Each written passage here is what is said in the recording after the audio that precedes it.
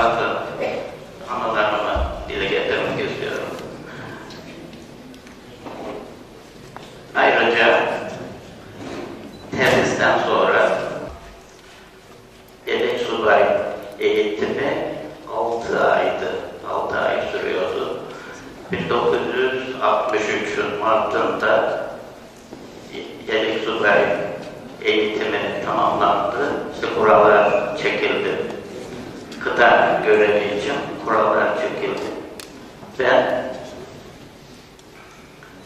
Trabzon'u çektim arkadaşlar. Trabzon çıktı. Bir arkadaşıma Çorlu, Trakya'da Çorlu, bir arkadaşıma da Bitlis çıktı. O zaman işte ikili, üçlü becaiş yapma söz konusuydu. İşte biz kendi aramızda anlaşarak herkes istediği yere gitti. Ben Bitlis'e geldim. Arkadaşımız işte Trabzon'a gitti. Öbür arkadaşımız da Çorlu'ya gitti. Neden Bitlis'i tercih ettim? Bu da önemli bir soru olmalı. Fakat bu tercihten önce daha başka bir tercihten de söz etmek gerekiyor. O da 1961 yılında yapılan bir tercih. İşte 1950'li yıllarda Siyasal Bilgiler Fakültesi'nde bir program vardı. Tahsil içi staj programı. İşte bu program idari şube öğrencilerine uygulanıyordu. 3. sınıftan 4. sınıfa geçmiş öğrenciler için yaz aylarında uygulanıyordu bu program. İşte valilerin, kaymakamların yanında işte idari işlem nasıl yapılıyor, nasıl takip ediliyor, böyle bir staj 3 ay kadar yaz aylarında. Ben burada Elazığ ilgisi açmıştım. Tabii başka iller de vardı, batıda başka iller de vardı. Ben Elazığ ilini seçmiştim. İşte Karakoçam, Pavul, Keban, Vaskeli, Maden ilçelerinde böyle bir staj oldu 1961 yaz aylarında. Neden Elazığ seçildi? Bu da önemli bir olmalı. Şöyle arkadaşlar, 1960, 20 Mayıs 1960'tan sonra çok çeşitli konular konuşulmaya, tartışılmaya başlandı. Düşün hayatında, Türk düşün hayatında çeşitli konular. Örneğin Çift Meclis, Anayasa Mahkemesi, üniversite muhtariyeti, basın özgürlüğü, merkezi planlama, toprak reformu, bölgeler arası dengesizlik, işte doğuda şehirlik, ağalık, böyle çeşitli konular konuşulmaya, tartışılmaya başlandı. Düşün hayatında bir çeşitlilik oldu. Bu konulardan biri de arkadaşlar Kürtlerin Türklüğü konusuydu. Bu da 27 Mayıs'tan sonra çok konuşulan, tartışılan bir konuydu. Üniversitede, basında çok konuşuluyordu. Kürtlerin Türklüğü konusu. O zaman arkadaşlar Mehmet Şerif Fırat'ın Doğu İlleri ve Varto Tarihi isimli kitabı üniversitelerde bütün hocaların masasının üzerindeydi. İşte siz Doğu'yla ilgili bir soru hocaya Doğu'yla ilgili bir soru sorduğunuz zaman işte o kitabı gösteriyorlardı. İşte bütün hakikat bu kitaptadır.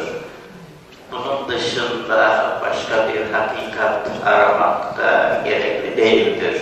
İşte bunu öğren, buna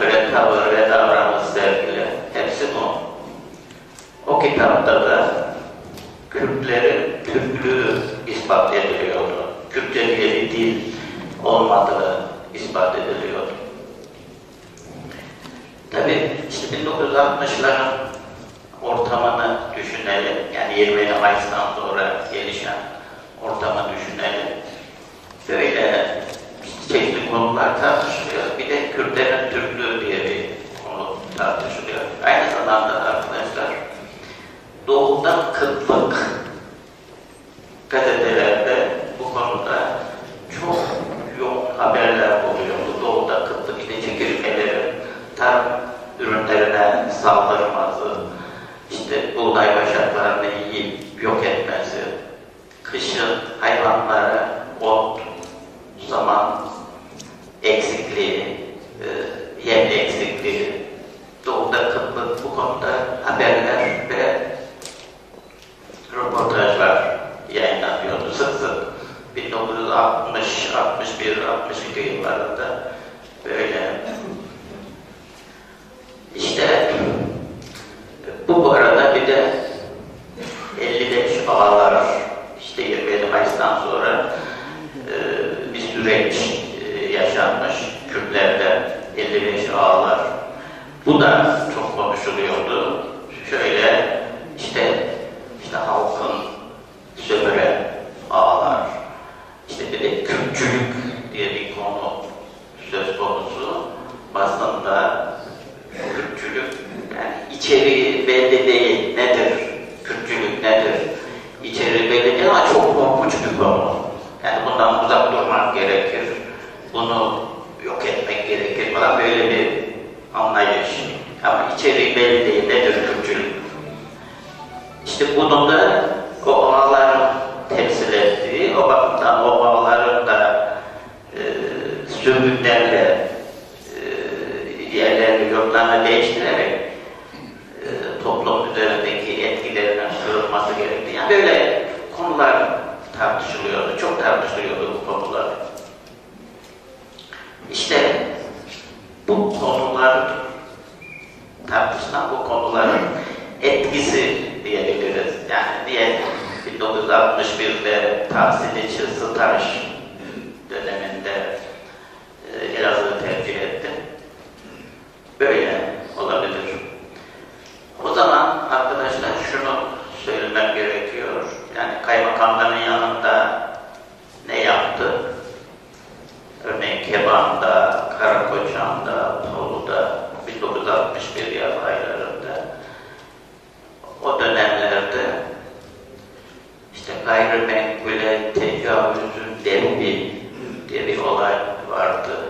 İşte köylüler arasında işte toprak ihtilafları, arazi ihtilafları, işte bu ihtilaflar kaymakamlar çözülüyordu idari yollarla. İşte ben de Keban'da örneğin, Keban'da, Karakoçan'da, Tolu'da kaymakamlarla birlikte köylere gidiyordum. İşte o görüşmelerde kaymakamla köylüler arasında bir tercüman vardı arkadaşlar. Halbuki örneğin Ankara'da, basında ve üniversitede herkesin Türk olduğu, Kürtçe diye bir dil olmadığı konuşuluyordu. Çok yoğun konuşuluyordu. Çok yaygın konuşuluyordu, tartışılıyordu. Kürtçe diye bir dil yoktur. Kürtlerin aslında Türktür. Bir de rakamlar veriliyor, işte Kürtçe denen dil, işte %40'ı Arapçadır, %40'ı Türkçedir, bilmem ne kadarı Farsçadır. İşte sonunda yine birkaç kelime kalıyordu ama ona da bu Kürtçedir denmiyordu yine. Böyle bir anlayış vardı. Ama işte köylerde kaymakamla köylüler arasında bir tercüman söz konusu. İşte köylüler kaymakamı tercüman aracılığıyla dinliyor. Kaymakamın söylediklerini köylüler tercüman aracılığıyla anlıyor. İşte bu bir sorudur arkadaşlar. Böyle genç bir kişisiniz, öğrencisiniz. Sizin kafanızda bir soru Kürtlüğü konuşuluyor. Kürtçe diye bir dil olmadığı konuşuluyor ama Elazığ'da, örneğin Keban'da, Karakoçan'da bir tercüman, demek ki böyle bir dil var, Kürtçe diye bir dil var. İşte o dili de tercümanlar aracılığıyla konuşmak söz konusu. Böyle bir durum var arkadaşlar. 1961 yılı, Keban Karakoçan.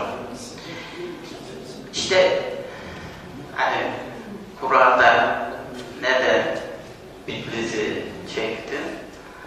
İşte 1961 yılında öğrendiklerim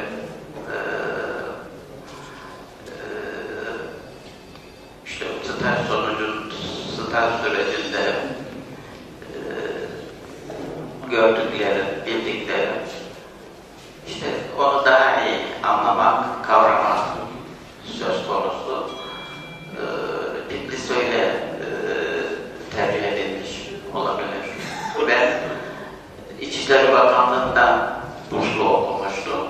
Memur hizmetim İçişleri Bakanlığı'ndaydı ama ben ne bileyim böyle üniversitede falan kalmak istiyordum. Böyle araştırma, inceleme falan yapmak. Böyle bir düşünce, böyle bir eğilim vardı. O bakımdan 1961'de gördüklerini, bildiklerini işte 1963'te Bitlis'te daha geliştirmek bu amaçla Bitlis tercih edilmiş olabilir arkadaşlar. Ankara'da Bitlis'e tren yoluyla geldim arkadaşlar. Kurtalan'a kadar trenle, Kurtalan'dan Bitlis'e kadar da otobüsle. Tabi 1963 Mart ayı sonu, Nisan ayı başları. Tabi her taraf kar, öyle bir durum. Otobüste bir asubayla tanıştım. İşte 34. Piyade Alayı'nda benim tayin edildiğim alay, 34. Piyade Alayı Bitlis'te, 34. Piyade Alayı oraya tayin edilmiştim. Bu arkadaş da asubayda 34. Piyade Alayı'nda çalışıyor.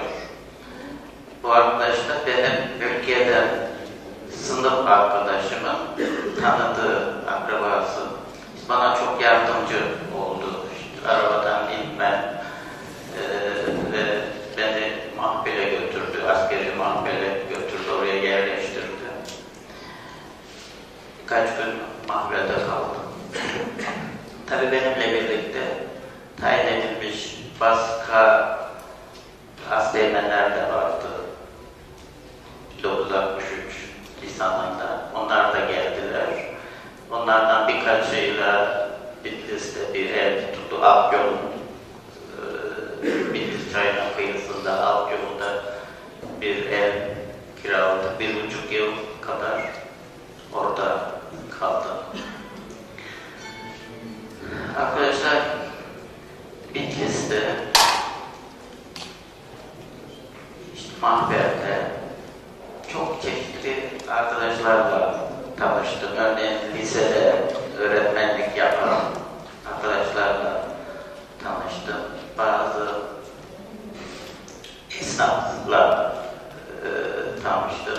Onların bir kısmı mahvede gelip mahvede yemek yiyorlardı. Örneğin askeri mahvede. Bir de işte Bitlis'te zaman zaman nöbetçi subay oluyorsunuz ya.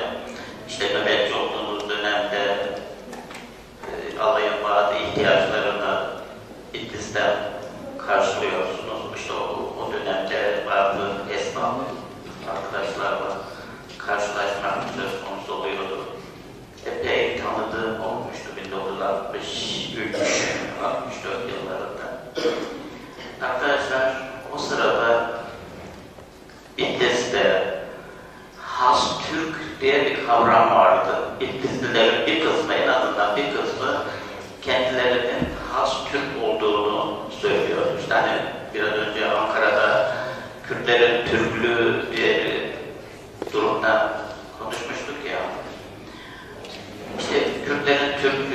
Bitlis'e böyle yansımıştı.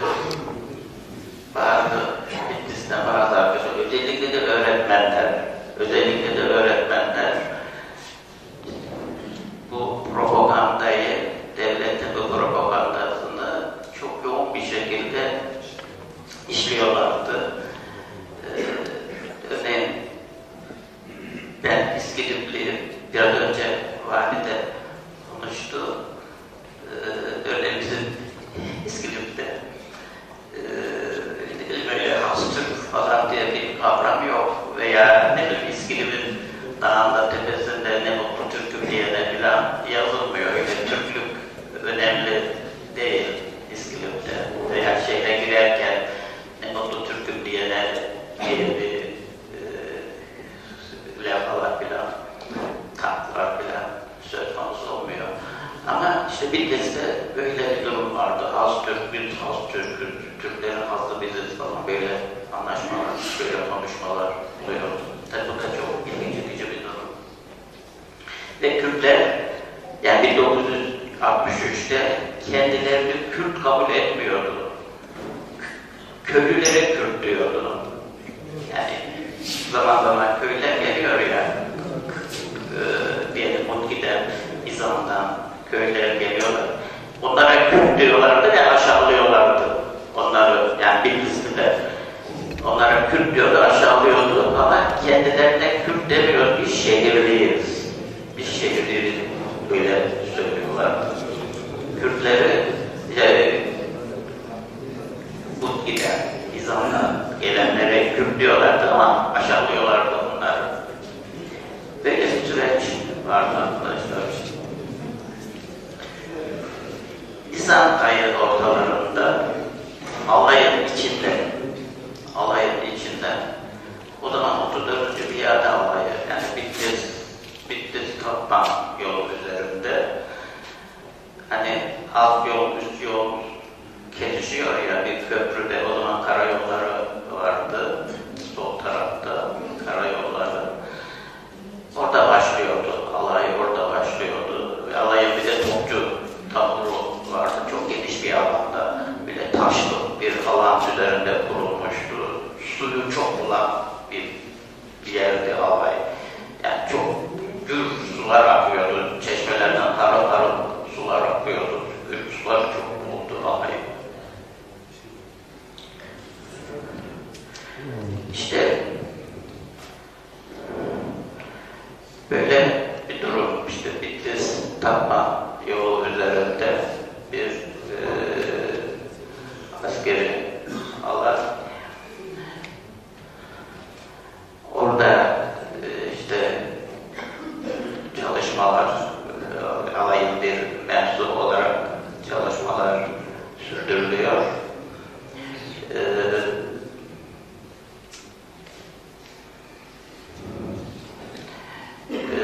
Bitlis'te de işte bazı Bitlisliler kendilerini böyle Türk kabul ediyorlar ve bir Kürtlükten de epey uzak duruyorlardı.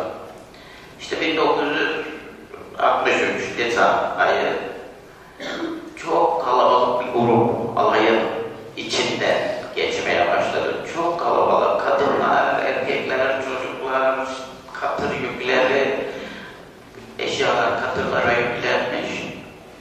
İnsanlar yürüyorlar, eşyalar katırlarda yüklenmiş. Çok kalabalık bir grup olayın içinde geçti. İşte göçebe Kürtlerle tanışma böyle oldu. Çok kalabalık bir grup geçiyor. Arkasından da sürüler geçiyor ve bu birkaç gün sürdü. 1963 Nisan aylarında birkaç gün sürdü. Rahba'da konakladılar. Rahba'dan sonra da bir kısmı Van Gölü, Güney, Kariz, Berman taraflarına, bir kısmı Nemrut Dağı tarafından, bir kısmı da hani Bitlis-Muş yolu üzerinde Tahtalı var ya, oradaki yaylalara konakladılar. Böyle göçebelerle tanışmak öyle oldu ve çok ilgi çekici bir gruptu benim için anlamak, kavramak gereken çok etkili bir gruptu ve ondan sonra işte 1,5 yıl süre içerisinde ben çeşitli zamanlarda bu göçebeleri Nemrut'ta, Yoğan'da, Kariz'de izlemeye çalıştım. Onlarla görüşmeye çalıştım ve ne bileyim işte Paris'ten sonra da Erzurum'da Atatürk Üniversitesi'nde bu tür çalışmaları sürdürdüm. 1963 göçebelerle tanışma Bitlis'te oldu. Çok farklı bir gruptu göçebeler. Arkadaşlar Mayıs 1963, 23 Mayıs Talat Aydemir'in ikinci darbe teşebbüsü. Birincisi 1962, 22 Şubat 1962. Bu da ikincisi Talat Aydemir'in. O zaman alay içtima halindeydi, sabahleyin içtima halindeydi ve alayda bir hareketlilik olmuştu. Bir hareketlilik olmuştu. Bu Talat Aydemir'in darbe teşebbüsü sırasında. Ama o darbe teşebbüsü bir günlük bir teşebbüstü ve bir günde darbe halledildi, bastırıldı. 1963 Temmuz ayı, Nisan ayı sonlarında alayda bir bölüğün Hakkari'ye gitmesi söz konusu oldu. İşte şöyle deniyordu, işte eşkıyalar Irak'ta ayaklanmışlar. Eşkıya, Müslüman işte devletin lafı öyleydi. Eşkıyalar ayaklanmışlar. Irak hükümetiyle çatışma var. İşte sınırı korumak için, sınırı güçlendirmek için Bitlis'ten bir alayın oraya gitmesi, Bitlis'ten alaydan bir bölüğün oraya gitmesi isteniyor.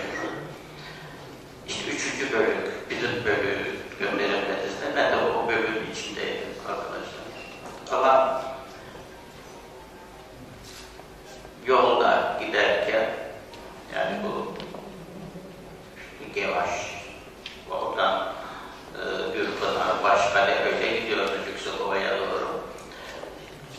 O dönemde başka birliklerden örneğin Muş, Bingöl, ondan sonra Erciş, oradaki alaylardan da bölüklere sınıra gönderildiğini fark ettim. Sadece Bitlis'ten değil. Öbür illerdeki alaylardan da bölüklerin oraya gönderildiğini.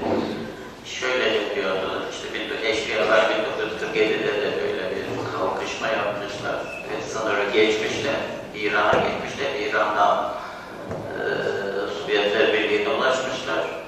İşte 1963'te de aynı durum yaşanabilir. İşte aynı durum gerçekleşirse bunları sınırda tutmak veya yakalamak, o bakımdan alaylar sınırı güçlendirmeye çalışıyorlar.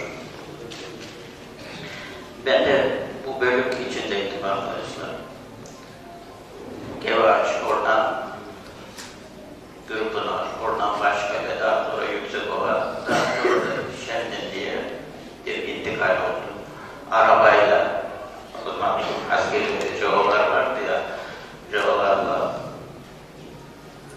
Ama Şemdin'den sınıra kadar, Rubar sınıra kadar, sınır noktasında bir köy, Rubar, 90 kilometre falan vardı o zaman.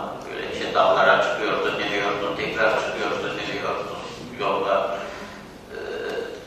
yol yok. Ancak yürüyerek gidiyorsun. Ağır silahları da katırlar taşıyor. Böyle bir intikal söz konusuydu. İşte bu gezide arkadaşlar çeşitli yerlerde konaklıyorsun ya, Yüksekova'da, Şemdin'de,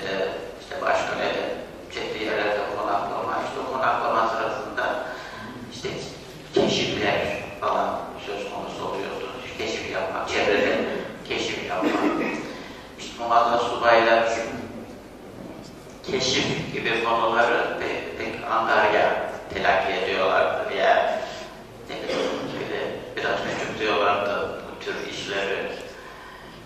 Ama ben işte çevrede köyleri falan görüyoruz, çeşitli insanlarla tanışıyoruz falan. Benim çok ilgimi çekiyordu, ben çok katılıyordum bu keşif olaylarına, çok katılıyordum. Ruvarlık'ta da çevrede keşiflere katıldım. Bir gün arkadaşlar keşif sırasında işte mangal komutanıyım, 11 tane de asker var, onların komutanı benim. Keşif yapıyoruz köylerde. Yani onun amacı şu olabilir, hani işte güneyde eşkıyalar ayaklanmış ya, onları destekleyen var mı kuzeyde? Onları destekleyen, onlara karşı bir ilgi var mı? Veya onların bir etkisi oluyor mu? Falan. İşte bunları araştırmak herhalde öyle olabilir. Bir gün arkadaşlar keşif sırasında böyle peşmergelerle karşılaştık. Ve onlar bazı şeyler söylediler. O karşılaşmada bazı şeyler söylediler. İşte birden komutan da benim ya. Bana da ben hiçbir şey anlamadım. Bu konuşmadan hiçbir şey anlamadım. Ne diyor? Niye bize bir şeyler söylüyor? Onlar silahlı. Biz de silahlıyız, onlar da silahlı. Arpaçaylı bir arkadaş vardı arkadaşlar. O 11 kişi içerisinde. Arpaçaylı, yani Kars'ın Arpaçaylı ilçesinden bir arkadaş vardı. O bana dedi ki, Teğmen öyle ben konuşayım mı? O arkadaş, o peşmergelerle ben konuşayım mı? Ve konuştu. Benim için çok ilgi çekici bir durumdu bu arkadaşlar. Çok ilgi çekici. Yani neler konuşulduğundan çok, o konuşmanın içeriğinden çok, konuşmanın yapılmasıydı. Şu bakımdan ilgi çekici bir durumdu. Hani işte Ankara'daki propaganda, işte Kürt yok, Kürtçe yok, zaten Kürtçe uyduruk bir dildir, kimse kimseyi anlamıyor, iki köy birbirini anlayamaz. Dağın bir tarafındaki köy, öbür taraftaki köyü anlayamaz, işte böyle uyduruk bir dil, ilkel bir dil, böyle konuşulurdu Kürtçe için. Halbuki işte peşmergeyle o arkadaş bu Kars'tan Arpaçay ilçesindeki arkadaş çok rahat bir konuşma oldu. Çok rahat, çok akıcı bir konuşma. Ve o konuşmada biz sınırın geçmiş olduğumuzu anladık. O zaman sınırda öyle dikenli falan yok. Gözetleme kuleleri falan yok. Sadece sınır taşları var. Belirli aralıklarla sınır taşları var. İşte öyle kuru dereler falan. Böyle geçmişiz biz öyle 1-2 kilometre. Onu hatırlatmışlar bize. Sınır geçtiğimizi falan. Çok rahat bir konuşmaydı. Yani o zaman şöyle düşünmüştüm. Yani arada en az 600 kilometre, 700 belki 700 kilometre bir mesafe var ve insanlar gayet rahat, işte Kürtler gayet rahat birbirlerine anlıyorlar, birbirleriyle konuşabiliyorlar. Demek ki devletin buradaki propagandası Kürt yoktur, Kürtçe yoktur şeklindeki propagandası çok yanlış bir propaganda, çok sakat bir propaganda. İşte 1963 yaz aylarında diyelim Ağustos veya Eylül'de olabilir. Böyle bir durum söz konusu. Yani işte Kürtleri anlama, kavrama da yeni bir durum. Yani propagandanın, devletin, basının, yani üniversite bir kere onu çok yoğun savunuyordu. Yani resmi görüş diyelim. Üniversite çok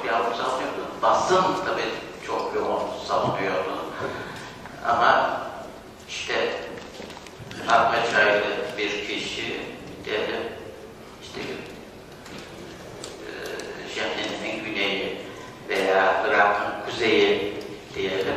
İşte oralar Mars'tan oluyor. Çok sonra fark ettim oraların Mars'tan olduğunu. Birbirleriyle gayet kolay anlaşılıyor. İşte bu da bilginin gelişmesi, Kürtler hakkında bilginin gelişmesi bakımından çok önemli olmalı arkadaşlar. Şöyle bir durumdan da söz etmem gerekiyor arkadaşlar. Bitlis'te, Mutki'de, İzan'da, Ahlat'ta, Radikyavan'da, kırsal kesimde çok dolaşıyordum ben. Köyleri çok dolaşıyordum ve pek çok kilise kalıntısı gördüm. Her yerde kilise kalıntıları var. Yüksekova'da da bunu gördüm. Şenli'de de bunu gördüm. Her yerde kilise kalıntıları vardı. Sık sık görüyordum onları. Tabii bu kilisenin cemaati nerededir diye sormak, bu tarih bilincidir arkadaşlar. Toplum bilincidir, tarih bilincidir. Bu kilisenin cemaati nerededir? Eğer böyle bir bilincin varsa böyle bir soru sorabilirsin. Ama 1962, 1963 yıllarında benim böyle bir bilincim yoktu. Çok kilise gördüm, çok kalıntı kiliseler gördüm. Harabe kiliseler, hatta bazı yerlerde kiliselerin taşları çevredeki Kürtler tarafından alınmış, götürülmüş. İşte o taşlarda ahır yapmışlar örneğin. O zaman böyleydi işte. Bu kilisenin cemaati nerededir diye bir soru soramıyordum. Çok sonra fark ettim 90'lı yıllarda bu tür soruları sormaya başladım. Ama 1962-63 yıllarında böyle bir durum vardı. Hatta şu vardı arkadaşlar, esnafta da konuşuluyordu, askeri muhabbette de konuşuluyordu. Define arayıcılar. İşte ne bileyim Kuş'ta, Bitlis'in çeşitli yerlerinde diyelim, Mutki'de, İzan'da, her yerlerde, işte Papşi diye bir köy vardı oralarda. Define arıyorlar. Ne bileyim işte altın buluyorlar, işte küp küp altın çıkarıyorlarmış, parada yerden hiçbir şey bulunamıyormuş falan. Tabii işte önemli bir soru, yani kim buralara ziynet eşyalarını saklamış? Ziynet eşyalarını saklayıp nereye gitmiş? Sonra gelip eşyalarını, bu paralarını, altınlarını, ziynet eşyalarını bulmuşlar mı? Yani bunları sormak, bunları soruşturmak arkadaşlar toplum bilinciyle ilgilidir, tarih bilinciyle ilgilidir. Dediğim gibi 1962-63 yıllarında böyle bir bilincim yoktu. Ondan sonra, o yıllardan çok sonra gelişti bu bilinç. Bu şunu anlatıyor. Demek ki bu bölgede Kürtler tek başına değiller. Kürtler en azından Ermenilerle şöyle bu şekilde bir ilişki içerisindedirler. Böyle bir ilişki yaşanmış. Bunun da bilinmesinde fayda var. Arkadaşlar bu 1,5 yıl süresinde ve 1,5 yıldan sonra 1965-66 yıllarında ben çok gelip gidiyordum Bitlis'e. O sırada örneğin Muş'a da gittim birkaç kere, yani asker olarak birkaç kere böyle malzeme 34. Piyade Alayı'nda Muş'taki piyade alayına bir malzeme taşıyorsun. O zaman Muş Alay Komutanı Kenan Evren'miş arkadaşlar. Tabii 1962'de benim bunu bilmem mümkün değil. Hani 1990'da veya 1980'lerde işte askeri darbe döneminde işte Milli Güvenlik Konseyi Başkanı Kenan Evren askeri yaşamı neler, işte nerelerde komutanlık yapmış, böyle geçmiş anlatılıyor ya, askeri geçmiş, askeri yaşam. İşte o sırada fark ettim. Demek 1962-63 yıllarında Kenan Evren Muş'taki alayın komutanıymış. İşte oraya da çeşitli zamanlarda böyle malzemeler getiriyordu. Pakşin'de bir depo vardı, askeri depo vardı Pakşin köyünde. Oraya da çok sık gidiyordu. Ahlat'ta bir depo vardı, oraya da çok sık gidip geliyordu. 1964'te arkadaşlar, 1964'ün bahar ayları diyelim. Bir Amerikalı yazar var ya, William Saroyan, Amerikalı yazar.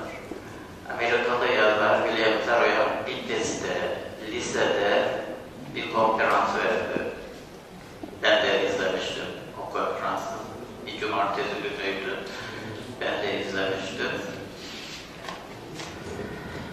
Çok sonra fark ettim. William Saroyan Pakşin doğumluymuş. 1900 yılların başında Pakşin doğumluymuş. Ailesi, daha doğrusu ailesi Pakşin. Kendisi de ailesi 1900'lü yılların başında Amerika'ya göç etmiş. Kendisi de Amerika'da doğmuş ama işte ailesinin anlatımlarını üzerine geldi. Bu Pakşin köyünü ziyaret etti. Böyle çok kalabalık bir grupla böyle dolaşıyordu. 1964 yıllarında. İşte Pakşin o zaman iki parçalıydı. Yani yol üzerinde bir çeşme vardı, Kaşgül Çeşmesi. Köyün bir kısmı Bitlis Tatman yolunun üst tarafında, bir kısmı da Bitlis Çayı'nın sağ tarafında kalıyordu. İki parçalı bir köydü. İşte diyelim 1900'lü yıllar işte Ermenilerin de yaşadığı bir köy, daha çok Ermenilerin yaşadığı bir köy, öyle anlaşılıyor. Arkadaşlar, daha sonra Bitlis'e çeşitli yollardan gelip gitme söz konusu oldu. Örneğin 1966, 65, 66 yıllarında böyle karayoluyla, yine karayoluyla ama Diyarbakır üzerinden, Silvan üzerinden veya işte Adana, Antep, Urfa, Siverek böyle bir yol takip ederek geliyordu. Arkadaşlar, Bilecik'te Siverek'e kadar Bilecik'te araba duruyordu. Mutripler biniyordu arabaya ve bu Siverek'e kadar sürüyor. Şarkı söylüyorlardı araba içerisinde. Mutripler şarkı söylüyorlardı. Her zaman buna rastlıyorum. Bir de Silvan'dan Baykan'a kadar araba Silvan'da duruyor. Silvan'da yine işte şarkıcılar biniyor arabaya. Böyle çocuklar da daha çok onlar. İşte sazlarıyla biniyorlar ve Baykan'a kadar araba içerisinde şarkı söylüyorlar. Kürtçe söylüyorlar tabii. Mutripler hangi dilden söylediklerini pek çıkaramıyorum. Bu Silvan'dan binenler Kürtçe söylüyorlardı ve her zaman böyleydi. Bunları da hatırlıyorum. Yolculuk öyle sürüyordu. Bitlis arkadaşlar, böyle bir soru sorulabilir. İşte 5 gün yaşamına ne katmıştır? Bitlis şunu katmıştır arkadaşlar. Bir kere işte Kürtleri merak ediyor.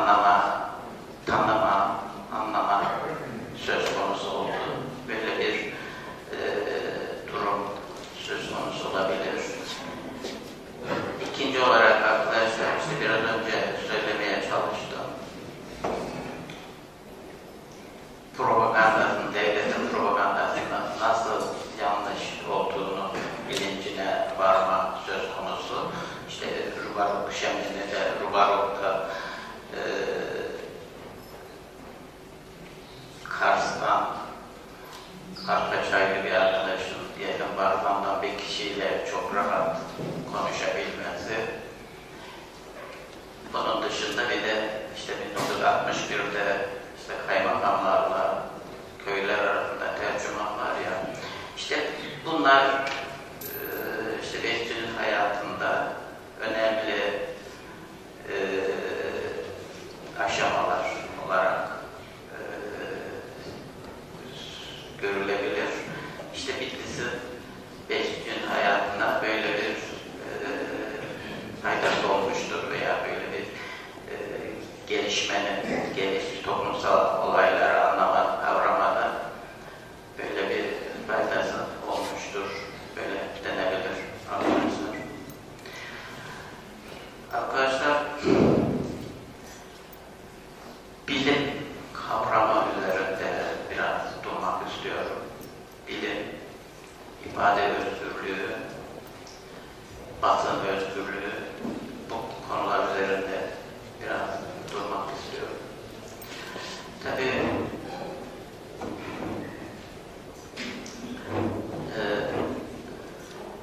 bilgi elde etmenin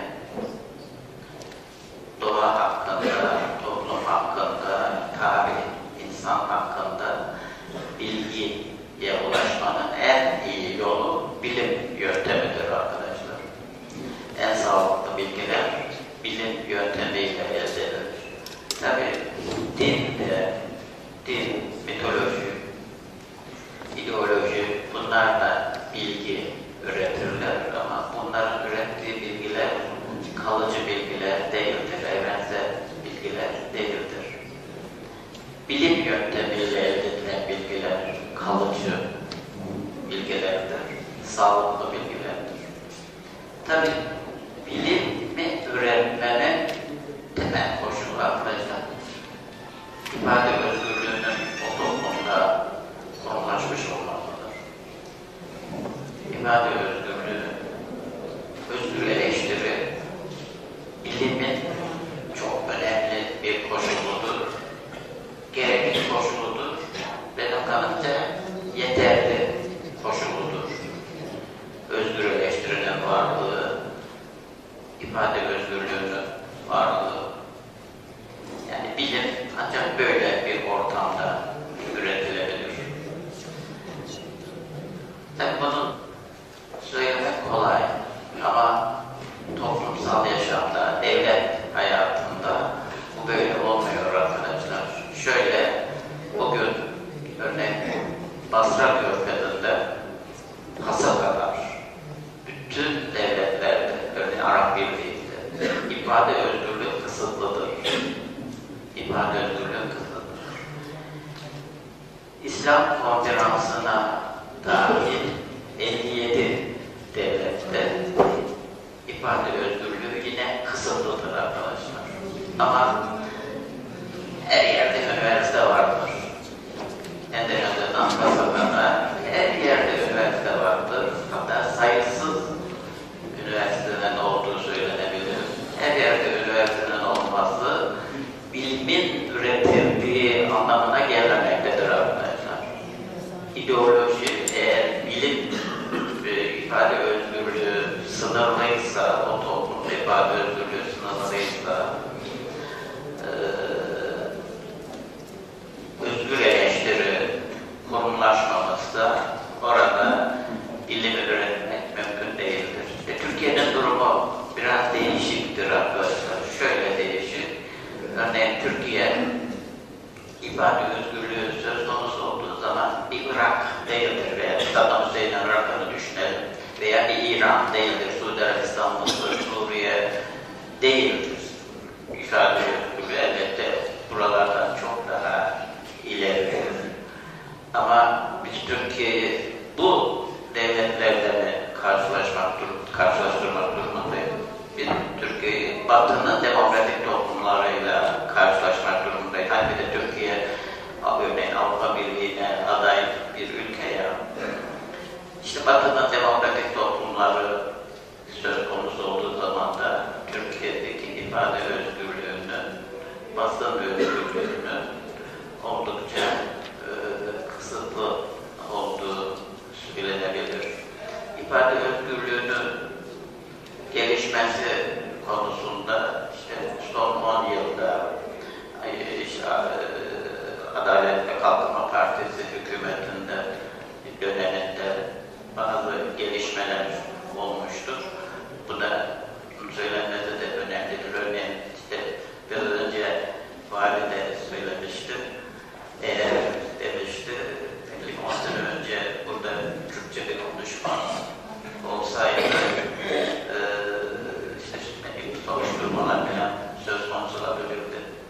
son yıllarda arkadaşlar, özellikle son 5-6 yılda bu tür konular çok daha rahat konuşuluyor, çok daha çok konuşuluyor ve kavramlar yerli yerinde kullanılarak konuşuluyor. Örneğin 1960'lı yıllarda Doğu sorunu deniyordu. Doğu sorunu, işte Doğu sorunu denildiği zaman sen işte Kürtlerden söz edildiğini falan anlıyordun. Şimdi veya son yıllarda diyelim artık kavramlar yerli yerinde kullanılıyor.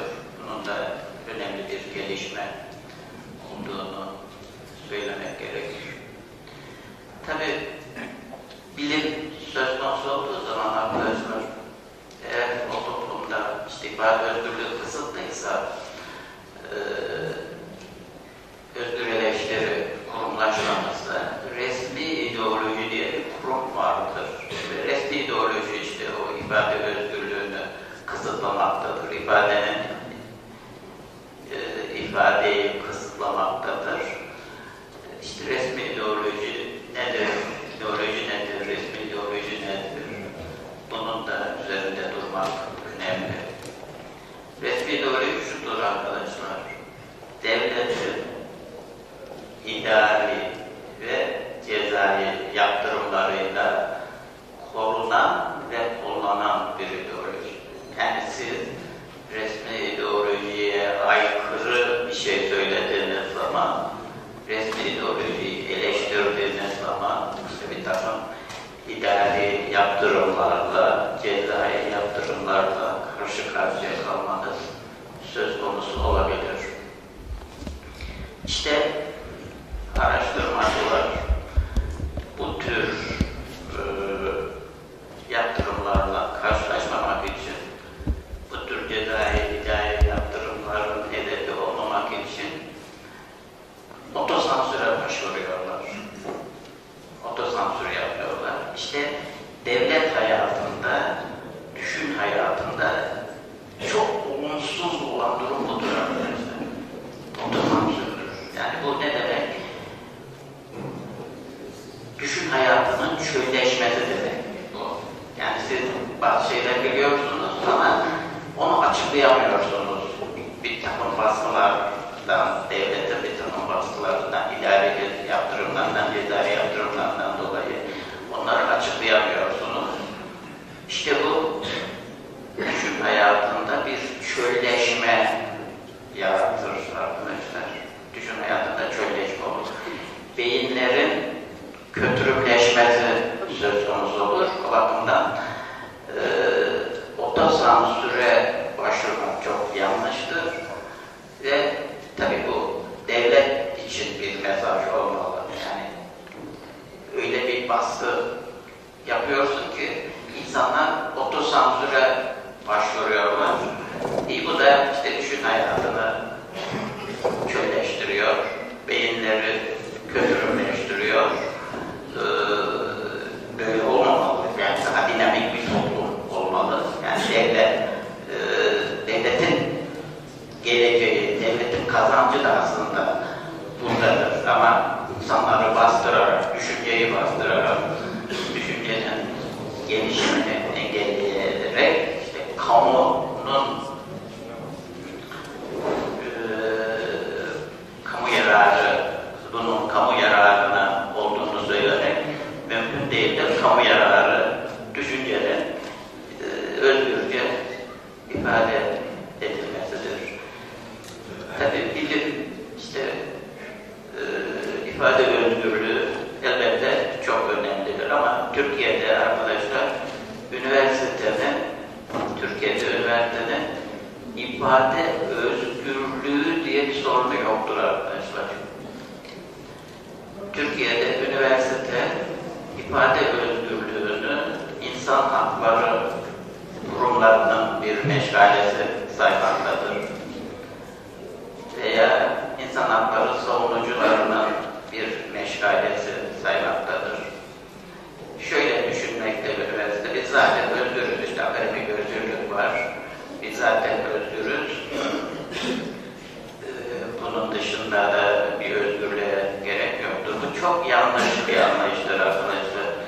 Eğer o toplumda ifade özgürlüğü kısıtlıysa, özgür eleştiri kısıtlıysa, kurumlaşmamışsa, akademik özgürlüğün hiçbir değeri yoktur arkadaşlar. Sen istediğin kadar profesör ol, eğer resmi ideolojiye aykırı bir görüş ileri sürüyorsan, karakoldasın, emniyettesin, savcının huzurundasın, mahkemedesin, işte cezaevinde söz konusu olabilir. Yani akademik özgürlük seni korumaz. Onu vurgulamaya çalışıyorum. O bakımdan üniversitede elbette ifade özgürlüğünü savunmalı. Tabii ifade özgürlüğü tüm toplum içindir. Sadece üniversite için, sadece üniversite hocaları için ifade özgürlüğü olmaz. Bütün toplum için ifade özgürlüğü olacaktır. Bu anayasa bunu garanti altına alacaktır. Böyleyse kamu yararı buradadır arkadaşlar. Ama Türkiye'de arkadaşlar üniversitenin ifade özgürlüğü diye bir sorunu yoktur. İstanbul Üniversitesi de böyledir. Örneğin diyelim Taşra'daki üniversitelerde böyledir. Bunun göstergesi şudur arkadaşlar. Hani rektör seçiliyor ya. Rektörler nasıl seçiliyor? İşte rektörler örneğin öğretim üyelerine, üniversitede öğretim üyelerine öyle bir broşür dağıtıyorlar. Kitapçık dağıtıyorlar. Bu kitapçıkta şunu söylüyorlar. İşte beni rektör seçerseniz şu iyilikleri yapacağım. Üniversite için şu iyilikleri yapacağım. Sizler için şu iyilikleri yapacağım. Öğrenciler için şunlar olacak. Ya bunlar da daha çok günlük yaşamı kolaylaştırıcı şeyler, işte tatil olanakları, sonuçta haberleşme olanaklarından gelişti, yerleşke durumunun rahatlatılmasını sağlayacak. Yani bunları söylüyorlar ama hiçbir rektör veya hiçbir rektör adayının diyelim broşüründe veya kitapçığında işte ifade özgürlüğü çok önemlidir. İfade özgürlüğü yoksa bilimi öğrenmek mümkün değildir. Bilimi öğrenmenin temel koşulu ifade özgürlüğüdür. Bu bakımdan tüm toplum için ifade özgürlüğünün savunulması önemlidir. Bunun için ben işte ne bileyim Cumhurbaşkanıyla görüşeceğim, Başbakanla görüşeceğim, Millet Bakanıyla görüşeceğim, öbür milletvekilleriyle görüşeceğim. Yani ifade özgürlüğünün tüm toplumda kurumlaşması için çaba sarf edeceğim. Hiçbir rektörün veya hiçbir rektör adayının broşüründe böyle bir ifadeye rastlamıyoruz arkadaşlar. Bu bakımdan Türkiye'de üniversitenin ifade özgürlüğü diye bir sorunu yoktur. Halbuki olmalıdır. Eğer ifade özgürlüğü varsa üniversite vardır. İfade özgürlüğü varsa bilim vardır arkadaşlar. 4 Kasım 1981 işte bu YÖK'ün kabulü. YÖK arkadaşlar bilimsel bir kurum değildir. YÖK politik bir kurumdur, idari bir kurumdur. Yani üniversite